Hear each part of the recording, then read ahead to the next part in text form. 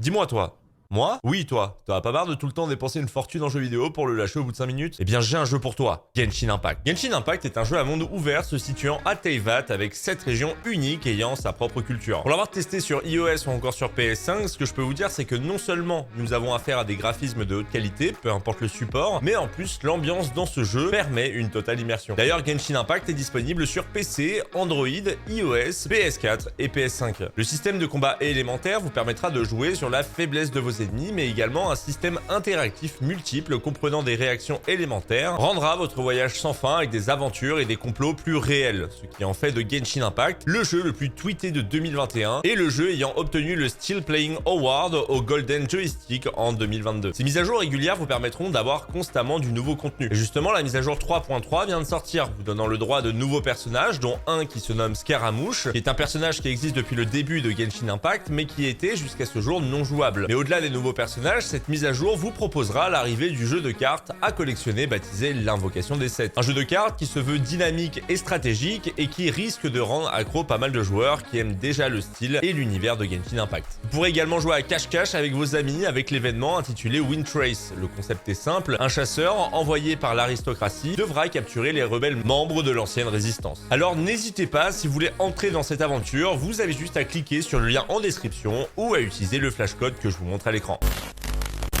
Le 20 novembre 2022 sort une vidéo sur la chaîne de McFly et Carlito, le 3e épisode de Stand-up de merde. Le concept est un essayer de ne pas rire, sauf qu'au lieu de regarder des vidéos et d'essayer de ne pas rire, cette fois-ci c'est à un des guests présents dans la vidéo d'aller sur la scène et d'essayer de faire rire les autres guests restés dans le public. Un concept très populaire sur leur chaîne avec 2 précédentes vidéos faisant chacune 18 et 21 millions de vues. Mais pas que, puisque ces 2 vidéos sont top 12 et top 4 des vidéos les plus populaires de la chaîne sur un total de plus de 300 vidéos. On peut dire que ce type de vidéo fonctionne bien, surtout que les invités sont souvent des artistes très aimés du grand public et donc il n'y a aucun risque que ce type de concept puisse flopper. Eh bien si, la dernière vidéo, au-delà du bon départ qu'elle a fait avec plus de 5 millions de vues en 9 jours, ce qui correspond au même chiffre qu'une précédente vidéo sortie il y a plus d'un mois, eh bien cette vidéo a reçu à ce jour plus de 120 000 dislikes pour 279 likes, soit environ 30% de dislikes, comparé aux précédents épisodes qui étaient à seulement environ 2% de dislikes. Mais au-delà du pourcentage de dislikes que cette vidéo a reçu, il y a eu également énormément de commentaires en dessous de la vidéo, énormément de tweets, de posts TikTok qui descendent la vidéo. Pour pouvoir vous expliquer la raison de ce flop, je me dois de vous donner un peu de contexte. C'est pourquoi maintenant, il est temps de vous parler de McFly et Carlito, de leur début,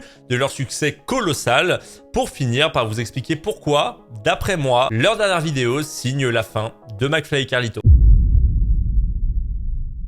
Avant de commencer leur carrière sur YouTube, McFly et Carlito ont travaillé ensemble à la radio en 2003. C'est à seulement 17 ans que McFly et Carlito, qui se faisaient appeler O'Connell à l'époque, animent une émission sur la radio Move intitulée La Metal Academy, où le concept est simple, pendant 2 heures, ils parlent de métal. Et c'est une émission qui, j'ai bien l'impression, était appréciée, si j'en crois les divers commentaires Skyblog qui en parlent. Et oui, à l'époque, il n'y avait pas tant d'avis que ça sur Google, et les réseaux sociaux type Facebook ou Twitter n'existaient pas. Nous, on avait Skyblog. Et c'est cette émission qui va leur permettre de gagner non seulement en contact, puisque le Move est une radio qui est encore à ce jour très populaire, mais également prendre du galon dans le métier d'animateur tout en faisant leurs études à côté dans le même domaine. Mais c'est à partir de 2013 que McFly et Carlito débarquent sur nos écrans avec une émission de télévision qui s'intitule Le Fat Show, diffusée sur la chaîne qui aujourd'hui n'existe plus, les Normes TV. Les émissions mélangent sketch, parodie, micro-trottoir, caméra cachée, mais surtout un invité à chaque émission qui raconte des petites anecdotes de sa vie. Et pour le coup, ce qu'on peut dire, c'est qu'il y a eu quand même de sacrés noms qui sont apparus dans cette émission. Que ce soit Gérard Darmon, Jonathan Cohen, Bruno Solo ou encore Michel Drucker. Et c'est précisément cette émission qui, malgré une faible audience,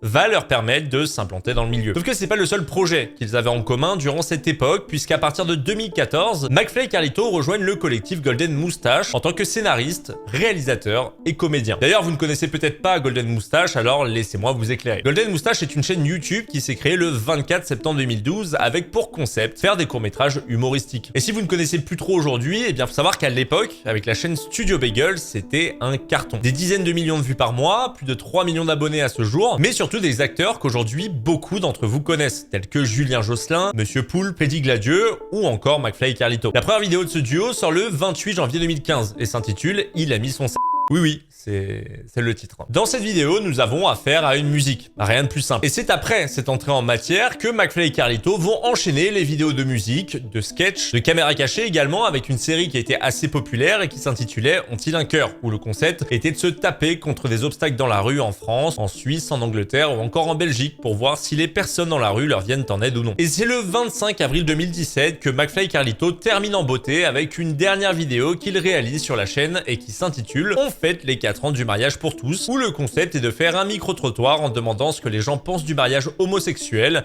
à des homophobes avant de s'embrasser devant ces personnes. Ils feront après quelques apparitions sur la chaîne Golden Moustache, mais seront beaucoup moins présents, puisqu'en avril 2017, ça fait déjà 2 mois qu'ils ont décidé de reprendre leur chaîne McFly et Carlito, qui a un succès immédiat. Et justement, nous arrivons à la deuxième partie de cette vidéo. Parlons maintenant de l'énorme succès de McFly et Carlito.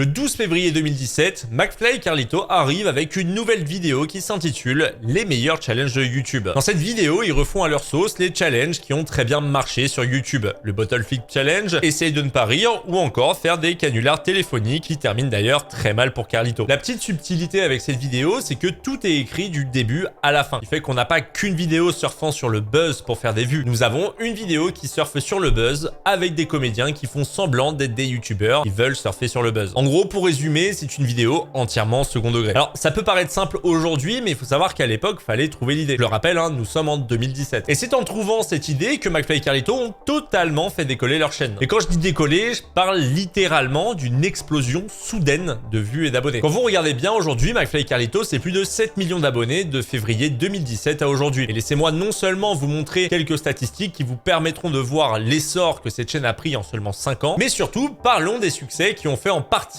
la renommée de McFly et Carlito. Et si je dis en partie, c'est tout simplement parce qu'il y en a beaucoup.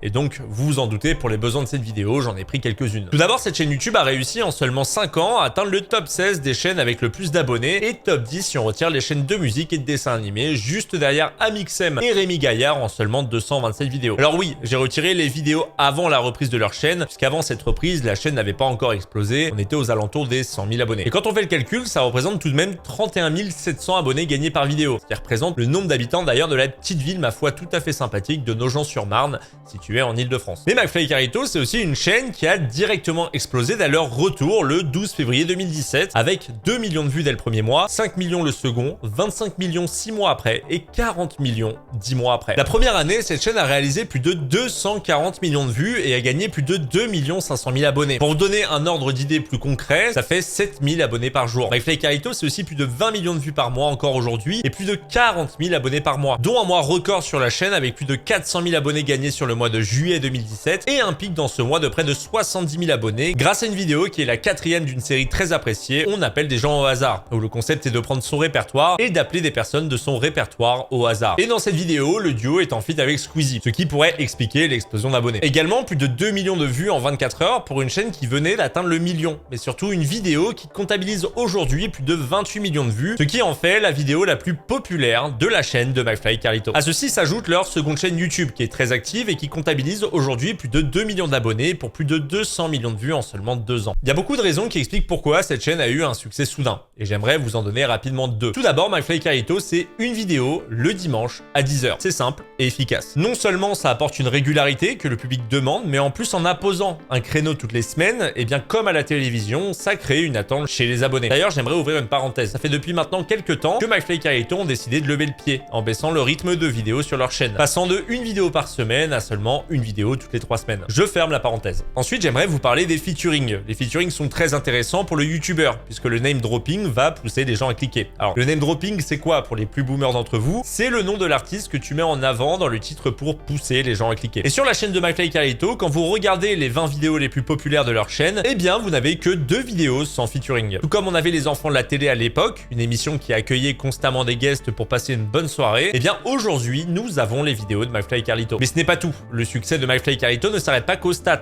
mais va bien au-delà. Au-delà des vues, au-delà des abonnés, leurs succès peuvent par moments dépasser leur chaîne YouTube et même la sphère de YouTube. Et laissez-moi maintenant vous parler de quelques-uns de leurs succès. Tout d'abord, je vous ai dit que ce qui faisait en partie la force de la chaîne de McFly et Carlito, c'était les featuring, et qu'ils aiment en faire depuis le Fat Show. Et ce qu'on peut dire, c'est qu'en 5 ans, McFly et Carlito ont quand même réussi à inviter de sacrés guests. Ils ont tout d'abord commencé avec des youtubeurs et des personnes avec qui ils sont proches, tels que Squeezie, Seb, Amixem, Jonathan Cohen et j'en passe, mais pas que, puisqu'il y a tout de même eu Thomas Pesquet, Gad Elmaleh, qui sera d'ailleurs souvent sur la chaîne, Eric et Ramsey et même David Guetta. Et je peux vous dire que d'avoir rien que Thomas Pesquet et David Guetta en guest, c'est quand même très fort. Mais surtout, ils ont réussi à faire un concours d'anecdotes avec le président de la République, Emmanuel Macron. Alors, concernant cette collaboration, elle a duré 3 vidéos. La première le 19 février 2021, qui montre le défi que le président donne à McFly et Carlito, qui consiste à faire une musique sur les gestes barrières et qui doit atteindre les 10 millions de vues. Et si cette vidéo atteint les 10 millions de vues, le président accepte de faire un concours d'anecdotes avec McFly et Carlito. Clip balancé sur YouTube le 21 février, qui a réussi à atteindre les 10 millions de vues en seulement 48 heures, et qui en 2021 a été classé premier dans le classement des vidéos avec le plus de vues en France. Le défi étant relevé, on a pu les voir à l'Elysée face à Emmanuel Macron faire un concours d'anecdotes. Alors peu importe ce qu'on en pense de cette collaboration, je pense que de réussir à aller aussi loin pour à la base un simple concept de vidéo, eh bien on peut souligner tout de même la performance des deux joueurs français. Et ce n'est pas tout. Le 2 avril 2020, ils ont récolté 404 000 € lors d'un live caritatif de 11 heures pour les hôpitaux de Paris. En septembre 2021, ils réalisent la traversée de la mer Méditerranée en bateau à la rame. Gage qui d'ailleurs a été donné par Michou et Inoxtag. McFly et Carlito, c'est aussi de la musique souvent partagée sur leur chaîne YouTube.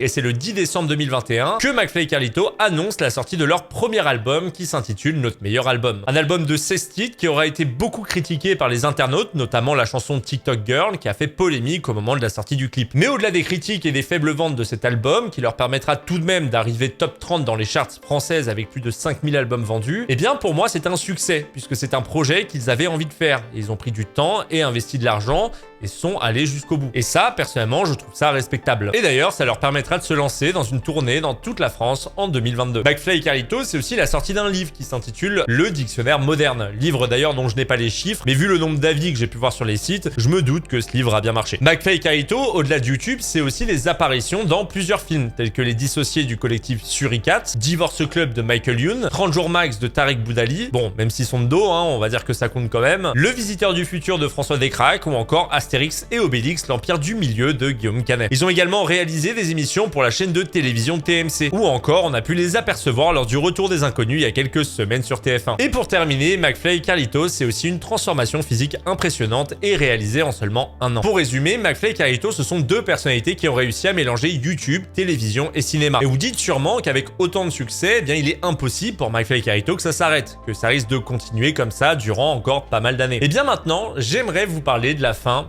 de McFly et Carlito. Alors oui, je sais, ça peut en surprendre plus d'un, mais laissez-moi maintenant lancer le dernier chapitre de cette vidéo.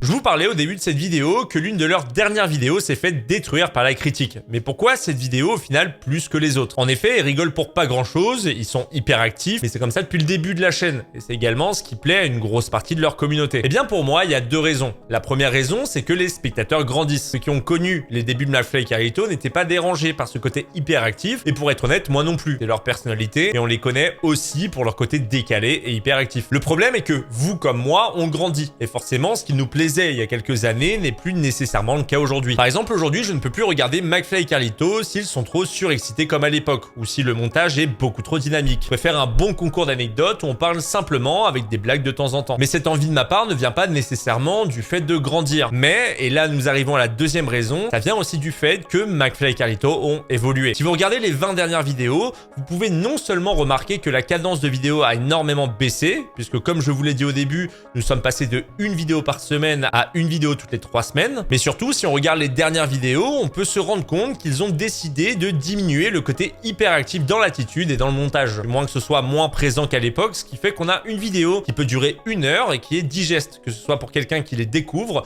ou quelqu'un qui les connaît depuis longtemps.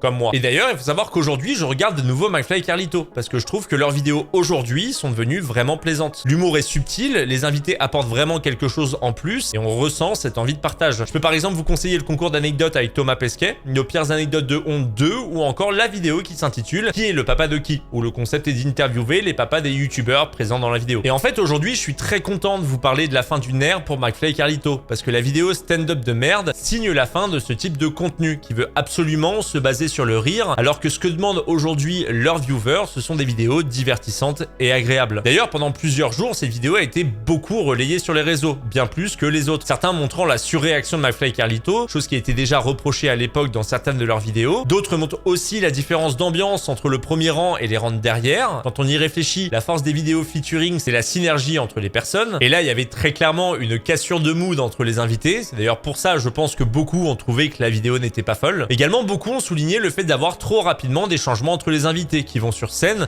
ce qui apporte un rythme trop saccadé. On n'a pas le temps de respirer. J'espère qu'ils ont compris le problème principal de leur vidéo et qu'ils accepteront le fait que c'est la fin d'une ère pour eux. La fin de l'overreact pour laisser place à une chaîne qui trouve toujours un concept fou, mais qui, petit à petit, gagne en maturité. McFly et Carlito ont énormément apporté dans le passé et continueront de beaucoup apporter au YouTube français dans le futur. Et qu'on aime ou non, je ne peux m'empêcher de respecter ces deux YouTubeurs pour cette ambition qui les ont toujours poussés à aller plus haut et plus loin. Je vous remercie d'avoir regardé cette vidéo jusqu'au bout, j'espère qu'elle vous a plu. Si c'est le cas, je vous invite bien entendu à vous abonner à la chaîne. Vous pouvez également me suivre sur YouTube Shorts ou Instagram si vous voulez encore plus de contenu. Je partage de temps en temps des faits d'actualité sur YouTube, le lien est en description. Il est temps pour moi de vous laisser, je vous dis à très bientôt, portez-vous bien, profitez de la vie.